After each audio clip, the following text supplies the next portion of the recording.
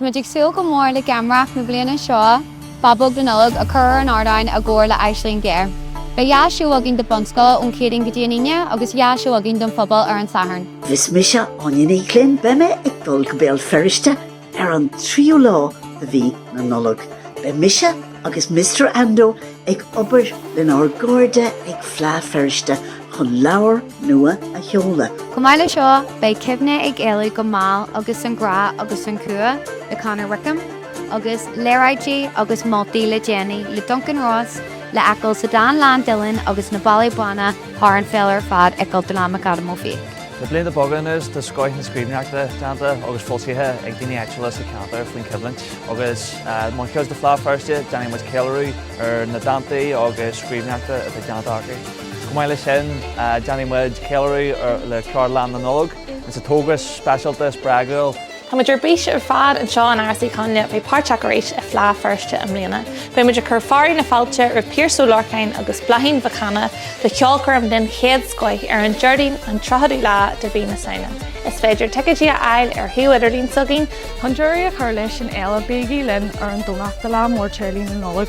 Bé pluais stadí na Nollag againn seoladh lornua leis an slachad mhór agus againn ní glynn. Máile sin bé tréimhse agus lasí na sóisií na caithfí géalteachta. Tá Virginia ar fad ag gradú fáilte ag dúil go mór le sibh a eiceil thar tréimhse Fleadh Feirste, Bígí linn agus Bígí ghaelach. Bé anna bhí bhac I go fáirteach le glóna móna ag agrií tránna géist idir na haighreachta Gaeilge fád fad na ceithreach sa Cumann Cluineáil. Is meise dóna le rathalaí ó Bhéal Lí, Támann se seo gachlaid teanna bé arnach do breicfeiste lón agus tinnear, bé me oscailte gachlá do Fleadh Feirste, Bígí linn. Ar a darna le de mí na Nollag an seo mar farta Fleadh Feirste, Tá seoladh go le bheith againn an sa ceadúpólaí. Leor faoi an tír na Lord George Hill agus pobl go dóir le Cathal Porcher, Tá fáilte a bheith hannaige.